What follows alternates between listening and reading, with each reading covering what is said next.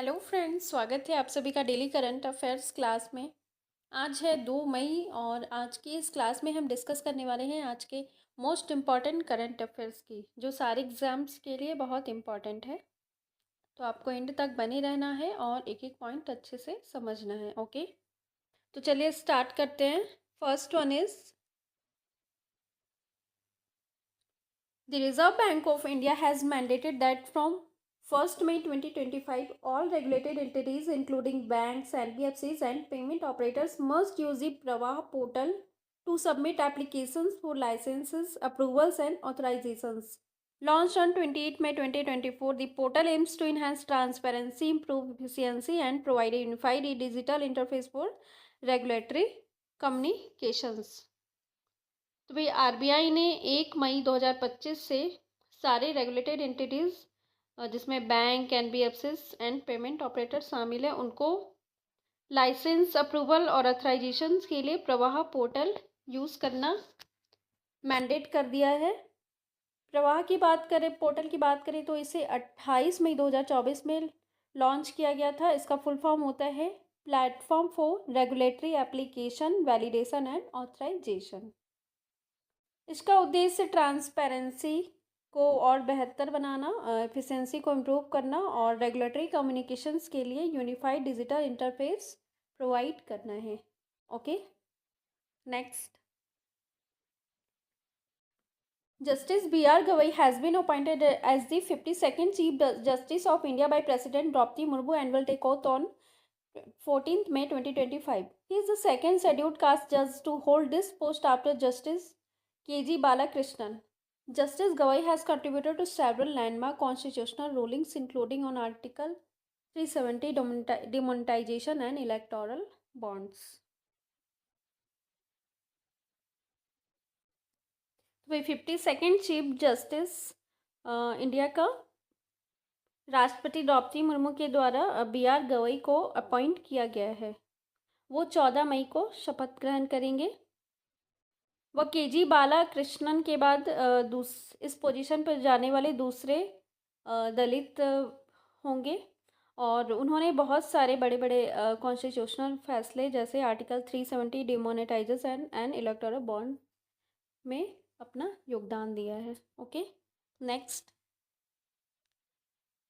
On April 30, 2025, India celebrates the 155th birth anniversary of Dada Saheb Phalke, the father of Indian cinema, who created India's first full-length feature film Raja Harishchandra in 1913. Born in Trembak, Maharashtra, Phalke was inspired by the silent film The List of Press and overcame immense financial, technical and societal challenges to pioneer filmmaking in India.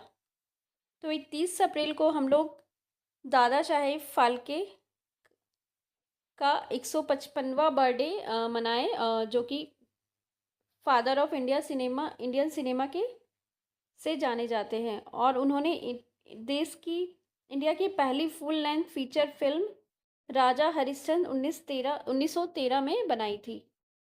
वही उनका जन्म त्र्यंबक महाराष्ट्र में हुआ था। वह silent film the life of Chris से inspire हुए थे और उन्होंने शुरुआत दौर में इंडिया में फिल्म प्रोडक्शन के लिए काफ़ी फिनेंशियल, टेक्निकल और सोसाइटल चैलेंजेस को फेस किया और बाद में उससे बाहर भी निकले। Okay, next. CSR spending by Indian listed companies rose 16% to 17,967 crore in financial year 23-20 to 24, led by HDFC Bank, Reliance Industries, TCS and ONGC. This was driven by an 80% rise in average net profit and 98% of companies compiled. Education and healthcare received the most funds while environmental spending rose by 54%. तो भाई financial year 23-24 में CSR spending 16% की बढ़त के साथ total 17,967 crore रही, जिसमें कि आगे HDFC bank, Reliance industries, TCS and ONGC रहा। सबसे ज़्यादा जो फंड है वो education and health care sector को मिला, जबकि इन्वायरमेंटल स्पेंडिंग में 54% की बढ़ोतरी देखी गई। यहाँ CSR स्पेंडिंग की बात आती है तो समझते हैं CSR spending. CSR means corporate social responsibilities. CSR spending जो है वो कंपनीज एक्ट 2013 के अंतर्गत आता है। या कंपनीज को उनके अपने व्यवसाय के साथ साथ उनकी कुछ सामाजिक जिम्मेदारियां भी है, उसके लिए उनको प्रेरित करती है और इस एक्ट के तहत रेगुलेट करती है। इसी के अकॉर्डिंग कंपनीज अपनी CSR स्पेंडिंग करते हैं और उनको कुछ परसेंटेज जो है अपने प्रॉफिट का मैंडेटरी रूप से अनिवार्य कर दिया जाता है, ताकि व्यवसाय के साथ साथ पर्यावरण और समाज को भी बेहतर बनाया जा सके। Okay, next. Kritika Reddy, former Meta India head and now CEO of Verix, has launched AI Kiran on April 21st, 2025 in partnership with the Indian government and global bodies to empower Indian women in AI. Despite high female representation in STEM education, the share of women in Gen AI roles is low, just 33% junior levels and 19% at senior levels, a gap AI Kiran aims to bridge. तो भाई कृतिका रेड्डी, जो कि पहले Meta India की head और अब Vries की CEO हैं, उन्होंने वो मैं इन भारतीय नारियों को AI में सशक्त बनाने के लिए इंडियन गवर्नमेंट और ग्लोबल बॉडीज़ के साथ पार्टनरशिप किया है करके 21 अप्रैल को AI किरण लॉन्च किया। वही स्टेम एजुकेशन में फीमेल की हाई रिप्रेजेंटेशन के बावजूद भी जेन AI में वुमेन की जो रोल्स है वो बहुत कम है। जूनियर लेवल में 33% है, तो वही सीनियर लेवल में बस 19% ही है। इसलिए AI किरण को लॉन्च किया गया है ताकि इस गैप को भरा जा सके। Okay, next. In a major leadership shake-up, Sumant Katpali, MD and CEO of IndusInd Bank, resigned with immediate effect, citing moral responsibility for severe accounting discrepancies in the bank's derivatives portfolio, leading to a cumulative loss of 1,959.98 crore. तो भाई IndusInd bank के CEO Sumant काटपालिया ने resign कर दिया है। वे bank में कुछ accounting discrepancies के चलते 1960 करोड़ के नुकसान के मद्देनज़र इस्तीफा देने का फैसला लिया। Okay, next. In a move to boost financial inclusion, India Post has signed an MOU with SBI Mutual Fund to provide doorstep KYC verification services across India. The initiative will leverage India Post nationwide network of 1.64 lakh post offices to collect KYC documents from investors, especially in rural and remote areas. This partnership is expected to enhance financial literacy, investment accessibility, and compliance among the masses.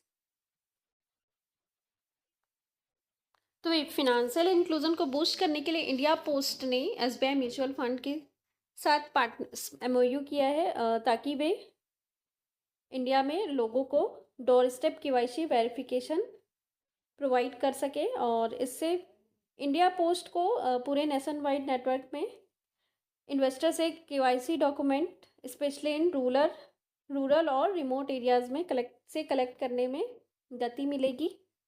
इस partnership का उद्देश्य financial literacy को और बेहतर बनाना और सभी के लिए निवेश को एक्सेसिबल बनाना भी है। ओके, आप सभी को कमेंट सेक्शन में बताना है SBI म्यूचुअल फंड का हेडक्वार्टर कहाँ पर है। ओके,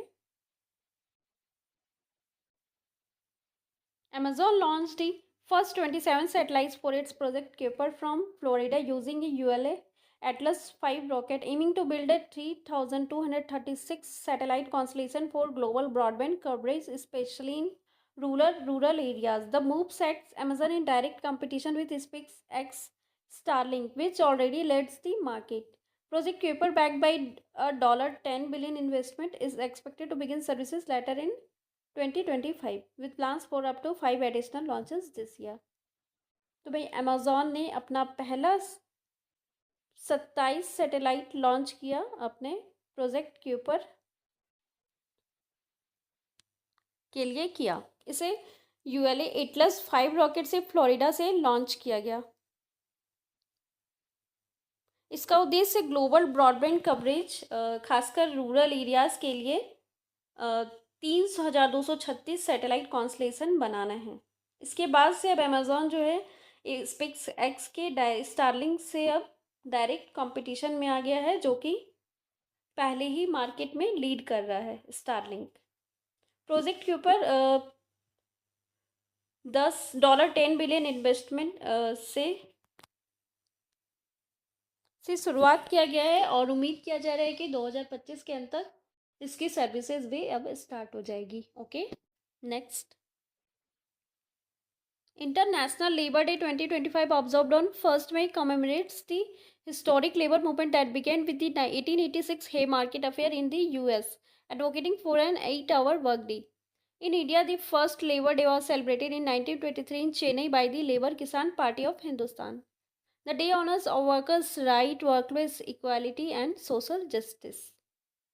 तो भाई 1 मई को हम लोग इंटरनेशनल लेबर डे ऑब्जर्व करते हैं, जो कि ऐतिहासिक श्रमिक आंदोलन जिसकी शुरुआत 1886 में यूएस के हेमार्केट अफेयर से हुई थी, जहां उन्होंने डिमांड किया था 8 आवर्स वर्क डे के लिए। तो हम लोग उसी की याद में यह दिन ऑब्जर्व करते हैं। वही इंडिया में बात करें तो पहली लेबर डे चेन्नई में लेबर किसान पार्टी ऑफ हिंदुस्तान के द्वारा 1923 में सेलिब्रेट की गई थी। यह दिन वर्कर्स के right, workplace equality and social justice के सम्मान में हम लोग सेलिब्रेट करते हैं। ओके, तो आज ये थे आज के सारे इंपॉर्टेंट करंट अफेयर्स जो मैंने आपको कराए, अब आपको करने हैं अच्छे से। Okay, thank you.